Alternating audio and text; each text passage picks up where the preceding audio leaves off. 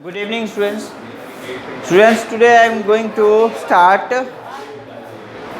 ठीक है, anomalous expansion of water. I already told you Hopes, about Hopes experiment. What has been shown in the Hopes experiment? Hopes experiment में क्या show किया गया था मैंने आपको बताया था लास्ट क्लास में ही, ठीक है. Now आज देखो यहाँ पर, ठीक है. Consequences of anomalous expansion in water. There are some consequences in anomalous expansion in water. Before that, you can see in page number 128. Page number 128 में देखो, अपने बुक में ही देखो, आप लोगों को एक ग्राफ दिखाई देगा. You can see a graph, ठीक है. कुछ ऐसा ग्राफ दिखाई देगा. देखो, graph is like that. Here ऐसा है, ऐसा ग्राफ है. तो here this is temperature, T for temperature, यहाँ टेम्परेचर है. और देखो यहाँ पर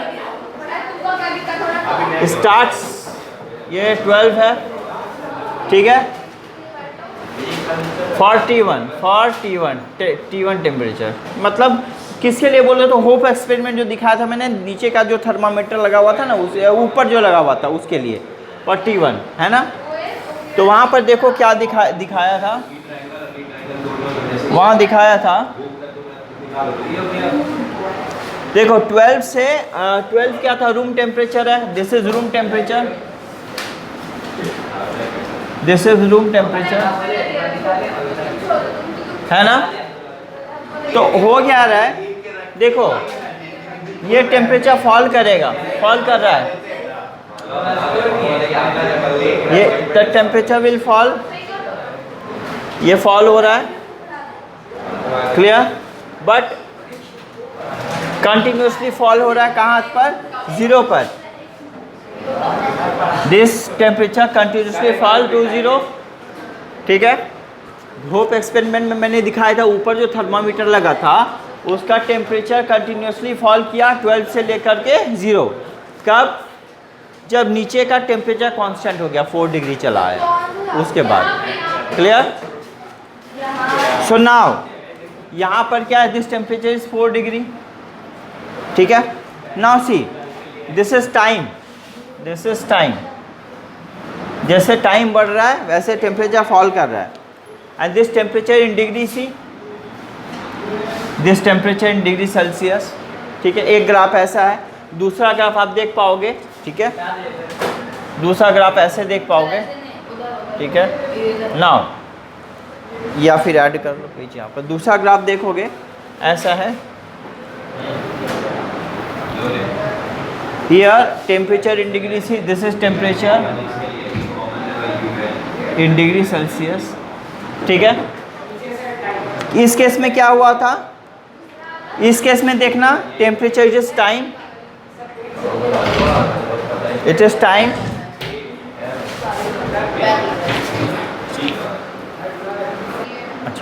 नाउ सो हम देख रहे हैं टेम्परेचर, देखो ये वाला टेम्परेचर क्या, 4 डिग्री. ये टेम्परेचर क्या, 4. This temperature is at 4 degree, ठीक है.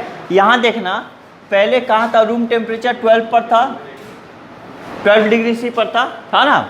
उसके बाद फॉल करना स्टार्ट किया, देखो फॉल करना स्टार्ट किया, फॉल कर रहा है. यहाँ पर देखो आ करके 4 पर देखो स्टेडी हो गया, कांस्टेंट हो गया. इसका मतलब क्या, फोर्स और फॉल नहीं किया था. पहले केस में नीचे का टेम्परेचर कहाँ तक रिकॉर्ड किया, मतलब नीचे का थर्मामीटर कौन सा टेम्परेचर रिकॉर्ड किया था, up to 4 degree C. On है, चल रहा है ना, चलो ठीक. नाउ ये देखो, तो 12 से फॉल हो रहा है, 12 से फॉल होते होते कहाँ पर पहुँचा, 4 पर. नीचे का थर्मामीटर में टेम्परेचर अब 4 के बाद क्या हो गया, स्टेडी हो गया, कांस्टेंट हो गया. क्यों हो गया, वी ऑल नो कि टेम्परेचर जब फॉल कर रहा था, देखो बीच में तो फ्रीजिंग मिक्सचर रखा था, टेम्परेचर लो होते होते होते होते होते क्या हुआ, 4 पर आया. अब 4 पर फिर क्या हो गया, वॉल्यूम बढ़ने लग गया, 4 के नीचे वॉल्यूम बढ़ने लग गया, ठीक है. इसलिए वहाँ का टेम्परेचर कांस्टेंट हो गया. जब वहाँ का टेम्परेचर कांस्टेंट हो गया, तब पहले वाले केस में देखो ये टेम्परेचर कंटिन्यू फॉल करके 0 तक पहुँच गया. Clear. Now consequences of anomalous expansion of water, कुछ कॉन्सिक्वेंसेस देखेंगे एनामोलस एक्सपेंशन ऑफ वाटर का। क्या क्या कॉन्सिक्वेंसेस मतलब क्या होता है कि इसका मतलब हमारे इकोसिस्टम में क्या इफेक्ट पड़ता है, हमारे डेली लाइफ में कहीं ना कहीं इसका क्या यूज़ है, कैसे इसका यूज़ होता है, कहाँ पर इसका बेनिफिट मिलता है। तो देखो हियर कॉन्सिक्वेंसेस में क्या है,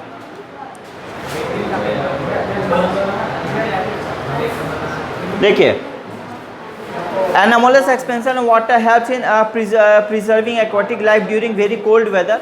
देखो अब देखना होता क्या, जब ऐसा कोल्ड कंट्री जहाँ पर वेदर एकदम ठंडा होता है, बहुत ठंडा होता है, वहाँ आप एक बात है माने केयर करोगे कि ऊपर का जो लेयर होता है ना, पानी का ऊपर का लेयर, वहाँ देखो आइस जम जाता, आइस फ्रोजन एकदम आइस हो जाता है, पर नीचे वाटर। सरप्राइज है ना, ऊपर आइस है नीचे वाटर, और वहाँ एक्वाटिक लाइफ सर्वाइव कर रहे हैं। ये कैसे हो रहा है, उसी चीज़ को हम डिस्कस करेंगे थोड़ा सा, दैट इज़ रिटन, पर थोड़ा सा हम उसको डिस्कस करेंगे। देखो होता क्या है, सपोज करो हमने कोई एक पॉन्ड कंस्ट्रक्ट किया, या फिर किसी एक पॉन्ड हमने ये देख रहे हैं पॉन्ड है, ये we can see this is a pond. Obviously pond होगा तो यहाँ पर क्या है, दिस इज़ अ वाटर, ये क्या वाटर है, यहाँ पर दिस इज़ अ वाटर, समझ में आ रहा है, ये वाटर है, और यहाँ पर एक्वाटिक लाइफ है, फिश एंड ऑल दैट जो भी है, ठीक है, फिश एंड ऑल दैट जैसा भी हो रहा है, ठीक है, एक्वाटिक लाइफ है, ठीक है, जो भी है, फिश एंड ऑल दैट जो भी है। तो बहुत सारे मैंने ये एनिमल्स हैं, यहाँ पे कई सारे एनिमल्स होते हैं, है ना। अब होता क्या है, ठंडे कंट्री में, ठीक है, टेम्परेचर जो है फॉल करता है, ठीक है। अब आप जानते हो जब टेम्परेचर फॉल करेगा, मान लो 12 पर है, या उसके मतलब 4 के ऊपर टेम्परेचर है, मतलब 10 है, 12 है, 15 है, जो भी आप मान के चलो, सपोज करो टेम्परेचर है 10 पर, 10 डिग्री सी पर। अब टेम्परेचर क्या होना चालू हुआ, फॉल होना चालू हुआ। तो सबसे पहले बताओ किस रीज़न का वाटर कॉन्ट्रैक्ट करेगा। देखो जो भी होता है 4 के नीचे होता है, बट 10 के नीचे क्या होगा, नॉर्मल कॉन्ट्रैक्शन होगा, ठीक है। नाउ रुको प्लीज़, मेरी बात को सुनिएगा। इन अ कोल्ड कंट्री, देखो लिखा है आप लोग पढ़ लोगे, बट जब एक बार कंसेप्ट क्लियर रहेगा ना, पढ़ के समझना आसान होगा। Even if you forget it you can write, but इसको पहले क्लियर करो कंसेप्ट, समझ में आ रहा है। Everything is written on the book, but concept is main thing. अब क्या हो रहा है, 10 डिग्री है, मान लो 10 हो सकता है, 9 हो सकता है, कुछ भी हो सकता है। मान लो टेम्परेचर क्या होगा, फॉल करेगा। आप बताओ कि टेम्परेचर जब फॉल करेगा तो वाटर इस वक्त क्या होगा, कॉन्ट्रैक्ट होगा कि एक्सपेंड होगा, एक्सपेंड होगा, कॉन्ट्रैक्ट होगा। कॉन्ट्रैक्ट जो होता है 4 के नीचे, उल्टा सीधा जो भी माने जो भी वाटर जो एनामोलस बिहेवियर शो करता है ना, एनामोलस बिहेवियर में सरप्राइजिंग बिहेवियर, वो 0 और 4 के बीच में ही करता है। आपको अगर मैंने कोई सब्सटेंस दिया, उसको बोला कि ठंडा कर रहा हूँ मैं, तो कॉन्ट्रैक्ट होगा कि एक्सपेंड होगा, ठंडा होने पर कॉन्ट्रैक्ट होगा। वाटर भी वही होगा, कॉन्ट्रैक्ट होगा अप टू 4। तो देखो 10 डिग्री है, ठंडा हो रहा है, तो कॉन्ट्रैक्ट हो रहा है, मतलब मॉलिक्यूल्स पास में आ रहे हैं, इंटरमॉलिक्यूलर स्पेस कम हो रहा है। तो इंटरमॉलिक्यूलर स्पेस कम हो रहा है तो वाटर की डेंसिटी हाई होती चली जा रही है, कॉन्ट्रैक्शन होगा तो वाटर की डेंसिटी हाई होगी। तो जब वाटर का डेंसिटी हाई होगा तो हमको ये बताओ कि इस ऊपर के रीजन का पानी भारी होगा कि नहीं। ये सरफेस का, ऊपर के सरफेस का वाटर ठंडा भी होगा, कॉन्ट्रैक्ट भी करेगा, और कॉन्ट्रैक्ट करेगा तो डेंसिटी हाई होगी, और डेंसिटी हाई होगी तो ये भारी होगा, ये भारी होगा तो ऊपर का वाटर नीचे फ्लो कर जाएगा, क्योंकि वो हेवी वाटर हो गया, अब ठंडा हेवी वाटर हो गया, तो ये वाटर कहाँ फ्लो कर जाएगा, नीचे वाटर फ्लो करेगा, हेवी वाटर। समझ में आ गया। अब जब ऊपर का हेवी वाटर नीचे फ्लो करेगा तो नीचे का लाइटर वाटर ऊपर जाएगा।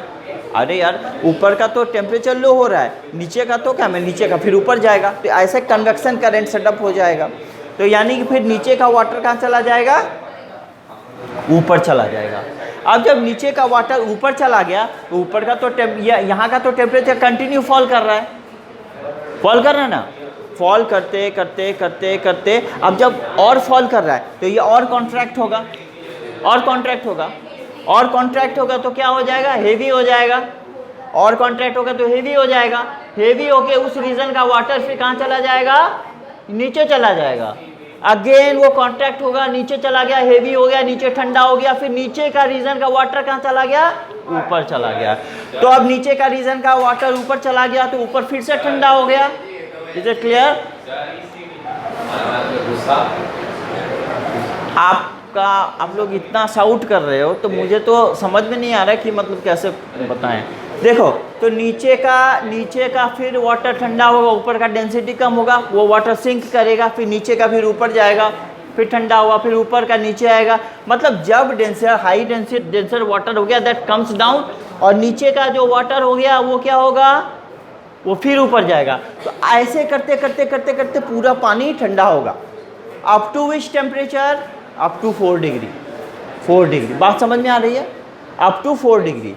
तो जैसे ही 4 डिग्री आया वाटर का टेम्परेचर, अब सुनो क्या हुआ, अब यहाँ उल्टा कहानी होने लगा। जैसे ही 4 डिग्री आया, अब 4 के नीचे जैसे ही आना स्टार्ट होगा, अब वो कॉन्ट्रैक्ट बंद कर देगा, अब उल्टा बिहेवियर शो करेगा, अब वो एक्सपेंड करना शुरू कर देगा। तो जब एक्सपेंड करना शुरू कर देगा तो अब ऊपर का रीजन का वाटर तो हल्का होगा, अब वो सिंक नहीं कर सकता है। हल्का चीज़ कैसे सिंक करेगा, वो तो रह जाएगा ऊपर। तो अब क्या होगा, 4 के नीचे जैसे टेम्परेचर आने लगेगा तो वो एक्सपेंड होना स्टार्ट कर देगा। एक्सपेंड होना स्टार्ट कर देगा तो उसका वॉल्यूम बढ़ेगा, डेंसिटी घटेगा। तो देखिएगा क्या होगा, इस रीजन में आइस बनना स्टार्ट हो जाएगा। इस रीजन में आइस बनना स्टार्ट हो जाएगा, क्योंकि इस समय वाटर का वॉल्यूम बढ़ेगा, डेंसिटी घट जाएगा। दैट इज़ वाई आइस बनना स्टार्ट हो जाएगा। हमको पता है आइस की वॉल्यूम ज़्यादा होती है वाटर से, क्लियर? तो यहाँ आइस बनना स्टार्ट हो जाएगा। तो देखिए 4 से 0 यहाँ का टेम्परेचर क्या होगा, घटेगा, 4 से 0 तक चला जाएगा, आइस बनेगा, यहाँ से आइस बनना स्टार्ट होगा। तो ऊपर का तो वॉल्यूम कम है, अब ऊपर का वॉल्यूम कम है और नीचे का वाटर का वॉल्यूम ज़्यादा है, तो ऊपर का वाटर तो कभी सिंक नहीं करेगा, आइस बन के भी ऊपर फ्लोट करेगा, आइस बन के भी ऊपर फ्लोट करेगा। तो नीचे का टेम्परेचर रह गया किस पर, नीचे का टेम्परेचर रह गया 4 डिग्री पर ही, और ऊपर आइस बन के तैयार है, ऊपर आइस बन के रेडी है, पर नीचे का टेम्परेचर क्या हो गया, 4 डिग्री हो गया। अब जब नीचे का टेम्परेचर 4 डिग्री होगा तो 4 डिग्री में तो वाटर, 4 डिग्री टेम्परेचर में तो एक्वाटिक लाइफ सर्वाइव कर लेगा, कोई प्रॉब्लम नहीं है।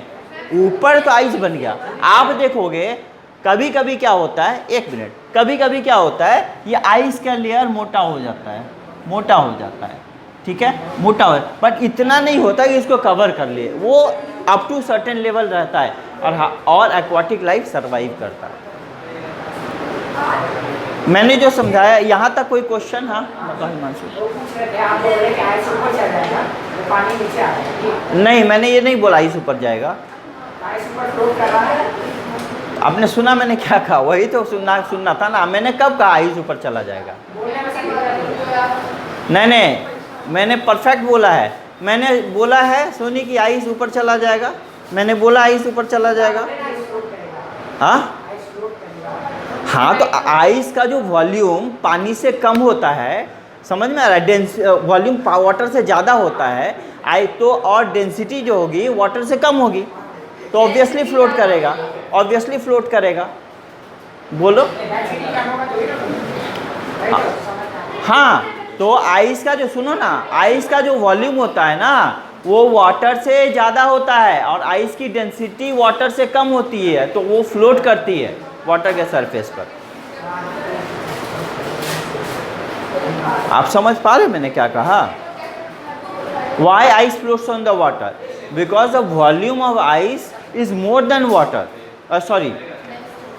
Volume of ice is more than water, and density is less than water. Yes, volume बड़ा होगा आइस का वॉल्यूम वाटर से ज़्यादा होता है और डेंसिटी कम होती है, इसीलिए वो फ्लोट करता है।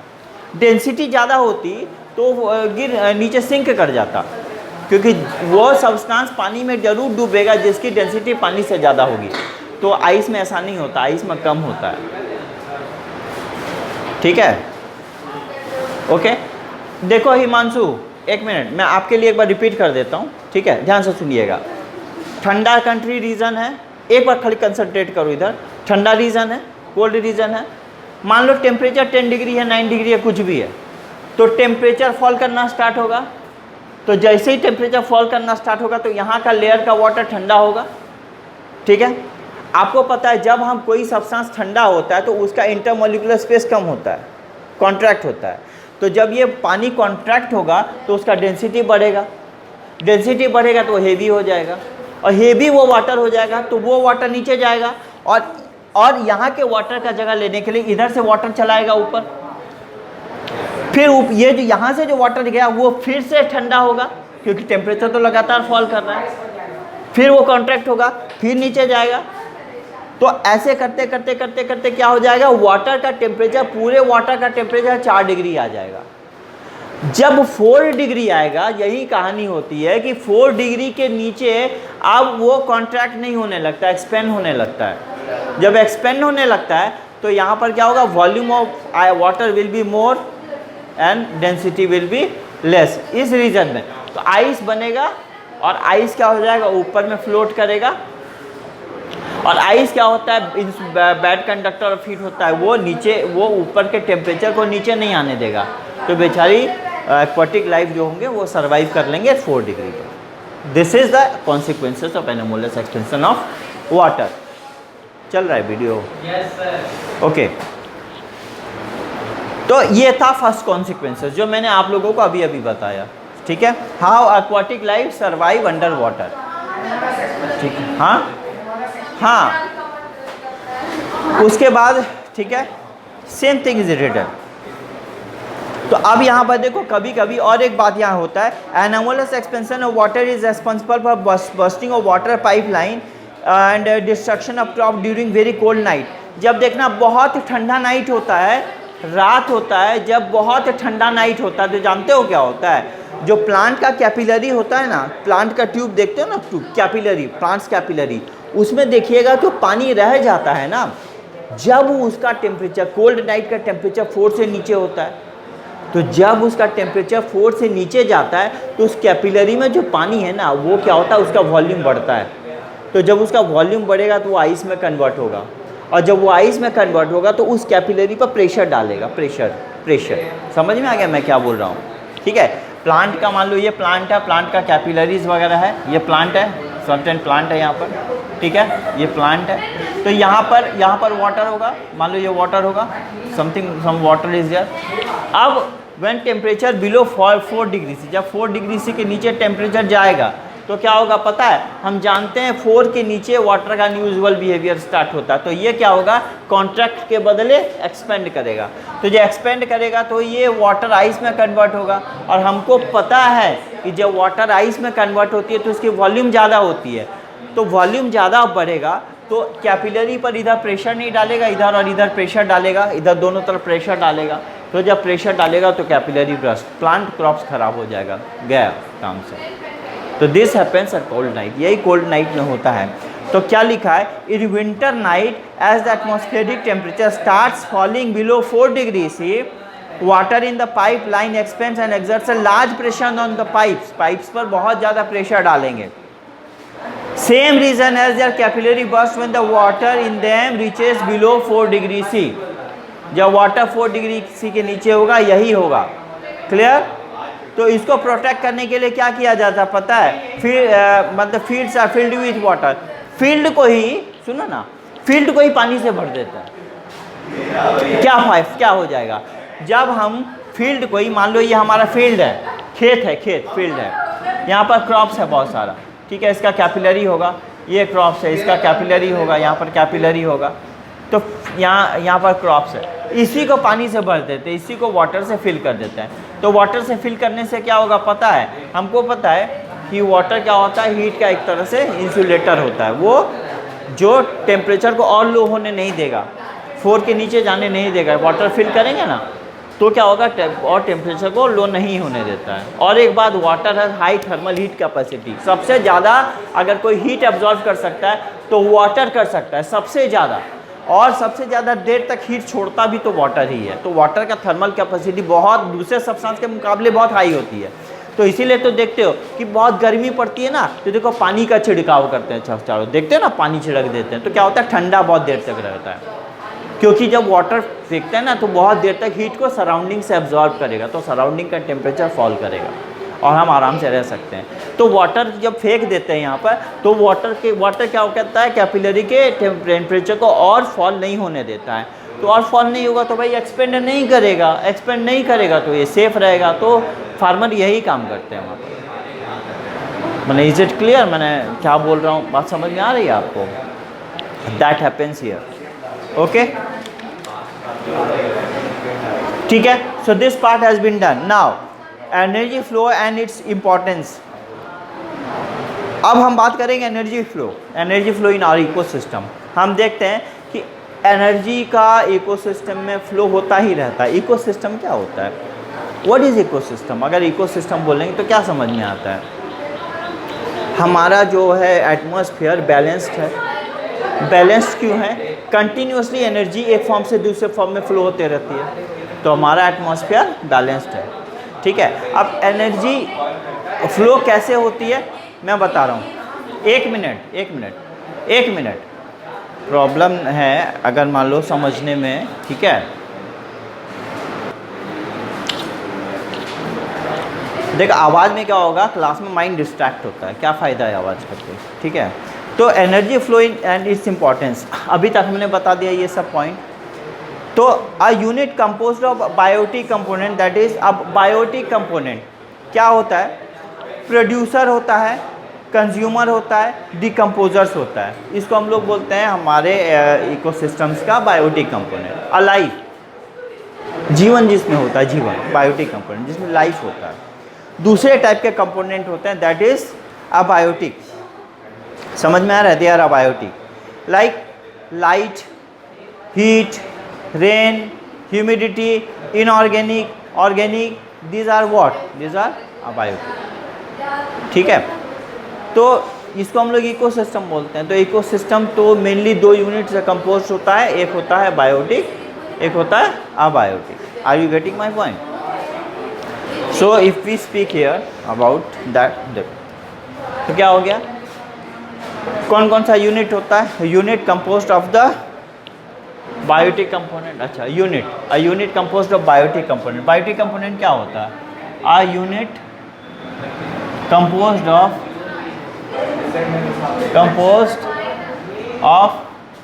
Biotic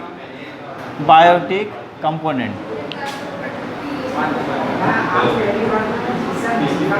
a unit composed of biotic component. तो बायोटिक कंपोनेंट में देखिए क्या आएगा, प्रोड्यूसर,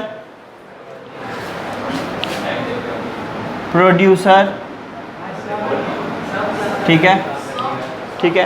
प्रोड्यूसर के बाद आएगा आपका कंज्यूमर। प्रोड्यूसर मतलब जो बनाते हैं, कंज्यूमर मतलब जो कंज्यूम करते हैं। तो नेक्स्ट कम्स, दुकान में भी तो वही होता है ना, सामान बनाने वाले क्या कहलाता है? प्रोड्यूसर। माल मतलब कंपनी बना, प्रोड्यूसर। We are consumer.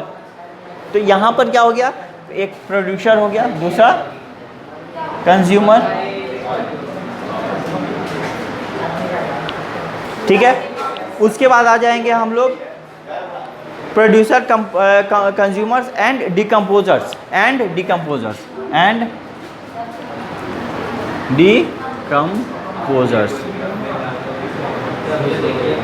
आप जानते हो अगर हम ब्रैकेट के अंदर लिखें तो प्रोड्यूसर मेनली क्या होता है? ग्रीन प्लांट्स,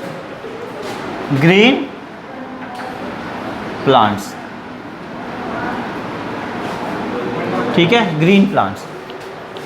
क्यों प्रोड्यूसर कहते हैं भाई? क्योंकि वो देखो फोटोसिंथेसिस का यूज़ करते हैं, फोटोसिंथेसिस प्रोसेस का यूज़ करते हैं।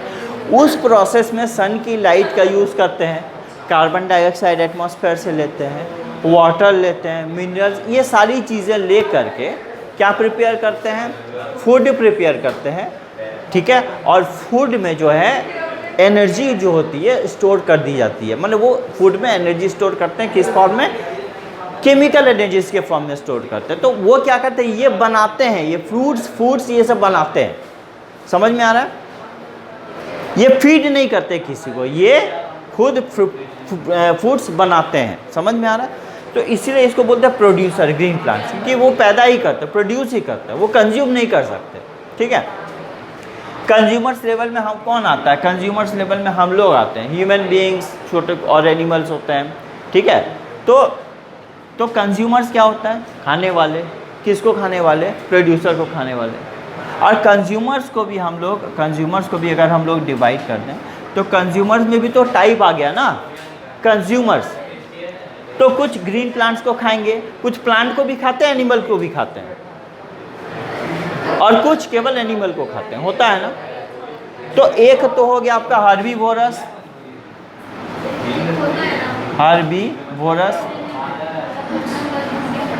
एक हर्बीवोरस होगा, ठीक है।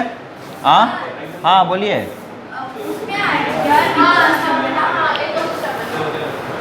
इकोसिस्टम, उसके बाद ठीक है, दूसरा क्या होता है, कार्निवोरस,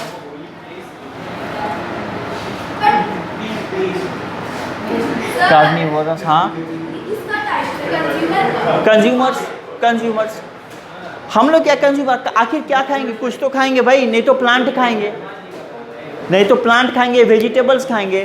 तो हर्बीवोरस क्या है, प्लांट ईटर्स, सुनो ना, हर्बीवोरस प्लांट ईटर्स है। कार्निवोरस क्या होंगे, मीट ईटर्स, फ्लैश को खाने वाले। और अगर हम दोनों खाने वाले की बात करें, जब हम लोग आते हैं, हम लोग तो दोनों खाते हैं, तो हम लोग किस कैटेगरी में आएंगे, ओमनीवोरस। हम लोग किस कैटेगरी में आएंगे, ओमनीवोरस। समझ में आया। तो कंज्यूमर में इस कैटेगरी का, ये कैटेगरी होता है, आप समझो बात को, ये कैटेगरी होता है, plant eater, flesh eater, both, दोनों खाने वाले, ठीक है। तो ये कंज्यूमर्स में आता है, ठीक है। अब डिकम्पोजर्स में क्या आएंगे, डिकम्पोजर्स में आएंगे, मान लो कि छोटे माइक्रो ऑर्गेनिज्म। आप देखोगे कि जब कोई एनिमल डेड कर जाता है, कुछ भी मर जाता है, सड़ जाता है, तो उसको डीके कर, देखो कुछ दिन बाद देखो सड़ जाते हैं। आज एक मान लो कि स्ट्रीट डॉग मर गई, तो देखना 1-2 दिन बाद उसका बॉडी डीके होता है। आखिर वो करता कौन है, हम लोग तो करते नहीं है, वो एटमॉस्फेयर में प्रेजेंट छोटे माइक्रो ऑर्गेनिज्म करते हैं। क्या करते हैं, उसके बॉडी को डिकम्पोज करते हैं, सड़ा देते हैं, डीके कर देते हैं। तो ऐसे माइक्रो ऑर्गेनिजम्स को बोलते हैं डिकम्पोजर्स, दे आर डिकम्पोजर्स, ठीक है। तो ये इसका मेन रोल क्या है, रेस्पॉन्सिबल फॉर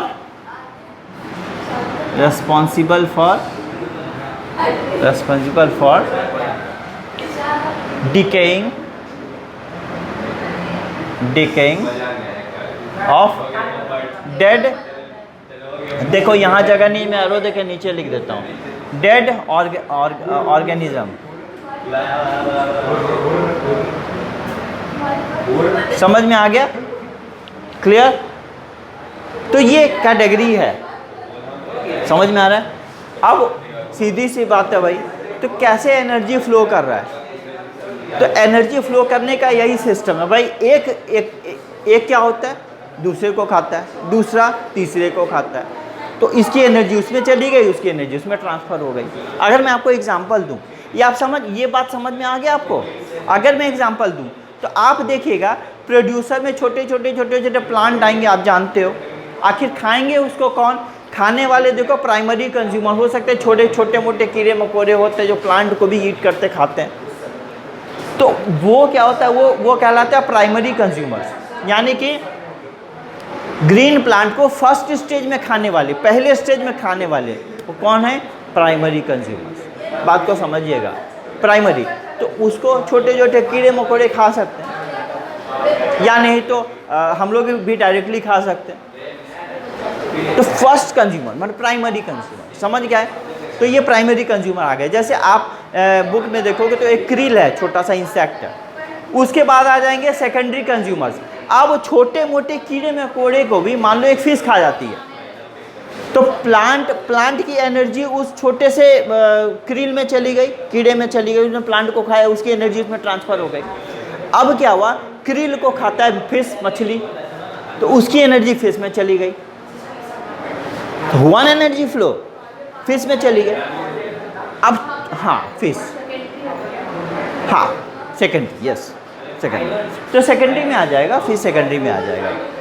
अब फिश को खाएंगे तो फिश को खाने के लिए बड़े से फिश होते हैं, फिश को भी छोटी छोटी मछलियों को बड़ी मछलियां खाएगी, तो टर्शियरी लेवल का कंज्यूमर, वो क्या हो गया, टर्शियरी कंज्यूमर हो गया। समझ में आ रहा? That is called tertiary consumer. उसके बाद उसको खाने वाले क्या होते हैं, ह्यूमन बींग्स आ जाएंगे। उसके बाद उसको खाने वाले ह्यूमन बींग्स आ जाएंगे। तो हम लोग का ऐसे करते करते करते करते करते एनर्जी कहाँ ट्रांसफ़र हो गई, अल्टीमेटली ह्यूमन बींग्स में। तो ह्यूमन बींग्स एक तरह से माना जाता है लास्ट स्टेज का कंज्यूमर, ठीक है। अब इसको खाने वाले अभी तो ऐसे बोलते नहीं है ना, होता है क्या, हम लोग को कोई पकड़ के खा जाता है क्या, नहीं ना। तो ह्यूमन, तो हम लोग एक्चुअली लास्ट कंज्यूमर, बट फिर हम लोगों की एनर्जी कैसे, हम लोगों के अंदर जो एनर्जी है वो कैसे, वो भी ट्रांसफ़र होता है ना। हम लोग तो डिफरेंट वर्क करते हैं, बहुत सारा वर्क करते हैं, तो कुछ एनर्जी ऐसे यूटिलाइज, लेकिन जब हम लोग कभी ना कभी कोई ना कोई माने ह्यूमन बींग्स डेड होता है, डेड होगा तो क्या होगा, उसका भी बॉडी का कुछ ना कुछ सॉइल में मिलेगा, नहीं मिलता है, फिर वहाँ भी प्लांट ग्रो करेगा, वापस से रिटर्न टू द कम्स, मैंने समझ में आ गया। So this is what happens here, यही होता है यहाँ पर, ठीक है। आप लोग बात समझ गए? अब यहाँ पर देखो, ठीक है। तो energy needed for all biotic, जितनी बायोटिक एक्टिविटी है, ठीक है, सबके लिए एनर्जी इसकी ज़रूरत पड़ती है। Energy needed for all biotic activities, समझ में आया? क्लियर? जितने बायोटिक एक्टिविटी है सबके लिए एनर्जी की ज़रूरत पड़ती है, ठीक है, नहीं तो एग्जिस्ट नहीं कर पाएंगे हम लोग, ठीक है।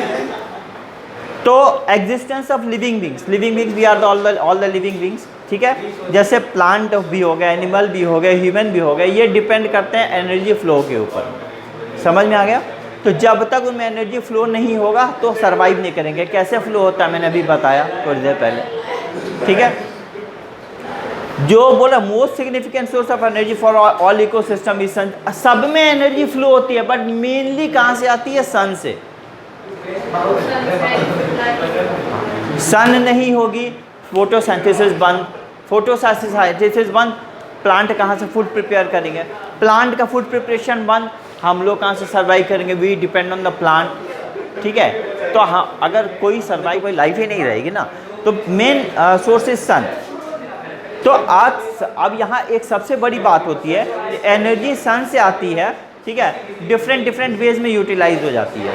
तो लगभग 56 से 60% इंसिडेंट जो लाइट होता है, ठीक है, वो एटमॉस्फेयर एब्जॉर्ब करता है। 10% जो होता है वो यूटिलाइज हो जाता है वाटर हीट करने में, ठीक है। 8% यूज हो जाता है वो जो कि प्लांट पर फॉल करता है। अब समझ रहे मेरी बात को? सन से तो 100% एनर्जी आएगी, ठीक है। उसमें कुछ यूज़फुल होगा, कुछ हार्मफुल होगा। कुछ हार्मफुल रेडिएशन एब्जॉर्ब हो जाएगा कहाँ, ओजोन लेयर एब्जॉर्ब कर लेगा, ठीक है, हार्मफुल रेडिएशन। कुछ क्या होगा, उसका एनर्जी का कुछ पार्ट डस्ट पार्टिकल पर स्ट्राइक करके स्कैटर हो जाएगा, इधर उधर छितरा जाएगा। डस्ट पार्टिकल भी तो है हमारे एटमॉस्फेयर में, कुछ एनर्जी कोई पार्टिकल एब्जॉर्ब कर लेगा, तो बचा कुचा जो एनर्जी है 50 to 60% वो क्या होता है, एटमॉस्फेयर में आती है। समझ में आ गया? ओके। और 10% जो होता है पानी को हीट वीट करने में यूज़ कर लिया जाता है, ठीक है। उसके बाद 8% प्लांट पर फॉल होती है, और प्लांट जो एनर्जी, उस 8% एनर्जी का ज़्यादातर प्लांट एनर्जी, 8% जो एनर्जी प्लांट पर फॉल होती है ना, उसका ज़्यादातर प्लांट यूज़ करता है, और केवल 0.02% फोटोसिंथेसिस में यूज, समझ लो, फोटोसिंथेसिस में केवल 0.02% यूज़ हुआ। ठीक है, कितना एनर्जी चला गया हमारे एटमॉस्फेयर में। 50% तो ऐसे ही गया, उसमें से कुछ हार्मफुल रेडिएशन होता है, कुछ डस्ट पार्टिकल स्कैटर करता है, कुछ एब्जॉर्ब कर लिया जाता है, बाकी बचे कितने 50% के आसपास वो फॉल किया। उसमें से भी 10% कुछ एनर्जी होती है वाटर को हीट करने में चली जाती है, कुछ एनर्जी कहीं चली जाती है, 8% एनर्जी प्लांट पर फॉल करती है। उसका भी ज़्यादातर प्लांट क्या करता है, यूटिलाइज करता है, ठीक है, एब्जॉर्ब कर लेते हैं, और 0.02% ही यूज़ किया जाता है फोटोसिंथेसिस में। समझ में आ गया? Plant are called producers, photosynthesis use करके फूड हमारे लिए बनाएंगे, दे आर कॉल्ड प्रोड्यूसर्स। समझ में आ गया? Now come the food chain. Food chain हमने आपको अभी बताया, फूड चेन तो अभी हमने आपको डिस्कस किया, व्हाट इज फूड चेन, ठीक है। अब एनर्जी फ्लो, ठीक है, we can see the chart here. हम लोग यहाँ पर चार्ट देख सकते हैं, ठीक है। ये चार्ट बताता है एनर्जी फ्लो का, आप देखो बुक में समझ में आ जाए, इफ़ यू हैव बुक, नहीं है, ओके। शोइंग, ठीक है, showing, and then I will explain it now. यहाँ पर हम लोग क्या देख रहे हैं, हम लोगों को जो एनर्जी यूज़ करता है, हम लोग को जो एनर्जी मिलता है ना, उसका हम लोग कुछ पार्ट, ठीक है, फूड के डाइजेशन में हम लोगों का कुछ पार्ट बॉडी यूज़ कर लेता है, कुछ एनर्जी हम लोग रेस्पिरेशन में यूज़ करते हैं। इसमें रेस्पिरेशन में एनर्जी नहीं लगती ना, कुछ एनर्जी रेस्पिरेशन में यूज़ होता है, कुछ एनर्जी बॉडी सिस्टम यूज़ करता है। आपका सेल, हमारा सेल एनर्जी यूटिलाइज नहीं करता बिना, समझ में आ रहा है? आपके हमारे अंदर एनर्जी है, then we are able to perform some work ना। तो जो एनर्जीज हमें मिलती है उसका कुछ पार्ट डाइजेस्टिव सिस्टम फूड को डाइजेस्ट करने में यूज़ कर लेते हैं, कुछ पार्ट रेस्पिरेशन में यूज़ हो जाता है, अब कुछ पार्ट क्या होता है बॉडी के ग्रोथ एंड डेवलपमेंट में यूज़ होता है। मतलब सारा का सारा एनर्जी एक ही जगह नहीं खर्चा हो जाता। तो यहाँ क्या हो, पार्ट दिखा रहा है एनर्जी का, एक्सपेंस पार्ट दिखा रहा है। जैसे इतना एनर्जी पूरा का पूरा मिला, इतना एनर्जी अदर एक्टिविटीज़ में चली जाएगी। कितना? 11,977 दूसरे एक्टिविटीज़ में चली जाती है। बचा कुछ एनर्जी ये होता है, जैसे 20 में इतना चला गया तो 8833 के आसपास बचा ना, वो एनर्जी जो होता है यूज़ कर लिया जाता है। अब ये जो एनर्जी जो बचा, इसका भी कुछ पार्ट दूसरे एक्टिविटीज़ में खर्चा होगा, और कुछ पार्ट हर्बीवोरस खर्च करेंगे, कुछ पार्ट हर्बीवोरस यूज़ करेंगे। समझ में आ रहा है? तो जो एनर्जी हमें मिलती है वो एनर्जी टोटली किसी एक एक्टिविटी में यूज़ नहीं हो जाती है। समझ में आ रहा है? और हाँ, और एक सबसे बड़ा बात, आई विल डिस्कस इट, और एक इस बात आपको बता देता हूँ कि, हाँ बोलिए। याद बहुत ज़रूरी नहीं है, इस चीज़ को समझ लो आप, ठीक है। आई विल एक्सप्लेन, अगर इफ